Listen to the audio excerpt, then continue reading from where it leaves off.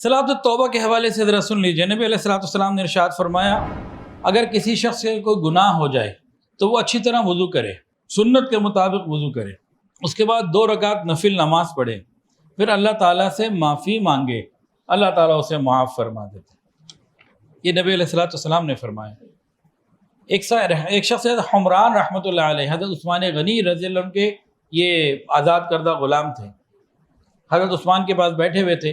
تو حضرت عثمان غنی رضی اللہ عنہ نے پانی منگوایا وضو کے لیے، پانی لایا گیا، پھر انہوں نے وضو کرنا شروع کیا سنت کے مطابق۔ سب سے پہلے اپنے ہاتھوں کو گیٹوں تک 3 مرتبہ دھویا، پھر کلی کی 3 مرتبہ، پھر ناک جو ہے وہ 3 مرتبہ دھوئی۔ اس کے بعد انہوں نے اپنے چہرے کو دائیں سے بائیں مکمل جو ہوتا سنت کے مطابق دھویا، پھر دونوں ہاتھ 3 مرتبہ کونیوں تک دھوئے، پہلے یہ پھر یہ، اس کے بعد سر کا مسح، پیچھے کا مسح کیا، پھر دایاں پاؤں 3 مرتبہ اور بایاں پاؤں 3 مرتبہ دھویا۔ جب یہ مکمل وضو کر لیا تو حضرت عثمان نے فرمایا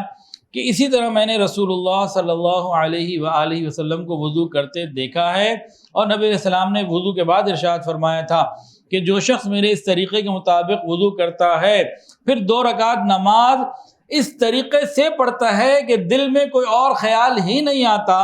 اللہ تعالیٰ اس کے پچھلے تمام گناہوں کو معاف کر دیتا۔ اس میں نبی علیہ الصلوۃ والسلام نے کیا باتیں بتائیں؟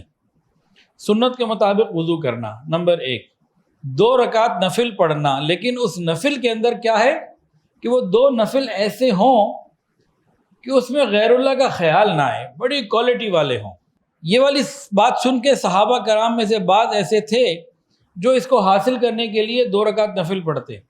پھر غور کرتے بھائی اس میں کوئی خیال آ گیا تھا، پھر دوبارہ پڑھتے،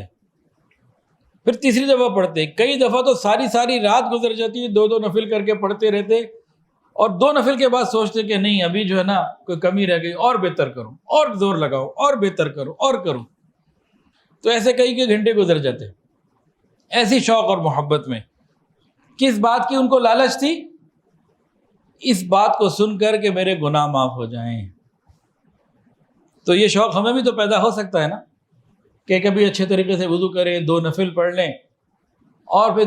2 نفل ایسے پڑھنے کی کوشش کریں کہ اس میں اللہ کے یاد کے علاوہ کوئی اور نہ ہو، خوبصورت پڑھے، اور اگر پڑھ لیں تو بہت اچھا، نہیں پڑھ سکے تو دوبارہ کوشش کریں، پھر کوشش کریں، پھر کوشش کریں،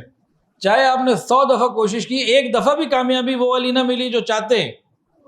تب بھی ہمارا نام تو اس میں لکھا گیا کہ ہم نے کوشش تو کی تھی، کوشش تو کی تھی۔ حضرت صدیق اکبر رضی اللہ عنہ کیا فرماتے ہیں؟ دعا مانگتے ہوئے رونا بڑی اچھی بات ہے، فرماتے ہیں رونا نہیں آ رہا، رونے کی شکل ہی بنا لو، رونا نہیں آ رہا نا، رونے کی شکل ہی بنا لو، پھر بھی اللہ کی رحمت متوجہ ہو جائے گی انشاءاللہ تعالی۔ ویڈیو کے نیچے سبسکرائب کے بٹن پہ کلک کریں، بیل کے آئیکن پہ کلک کیجئے تاکہ ہر نئی ویڈیو کی نوٹیفیکیشن آپ کو مل جائے۔